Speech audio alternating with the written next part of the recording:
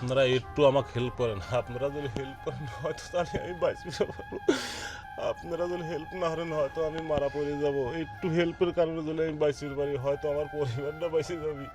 একটু আপনারা সহযোগিতা করেন, হয়তো বা আপনাকে সহযোগিতায় আমার ফ্যামিলিটা বাঁচবে। আমার ফ্যামিলি আছে, এই দেন আমার একটা ছোট্ট বাচ্চা আছে অবিত্ত, এই মেয়েটা বড় অবি লেখাপড়া করবি, নাহলে এর লাইফটা শেষ আমি যদি না বাঁচতে পারি। আপনারা একটু সহযোগিতা করে আমাকে বাঁচান, বাঁচালে হয়তো এরা ভাত পানি পাবে, নাহলে ভাত পানি দেওয়ার মতো সমর্থন আমার নাই। দর্শক আমাকে একটু আপনারা ভালোভাবে একটু হেল্প করে দেখেন। বন্ধুগণ, এই ভিডিওটা শেয়ার করে দিন।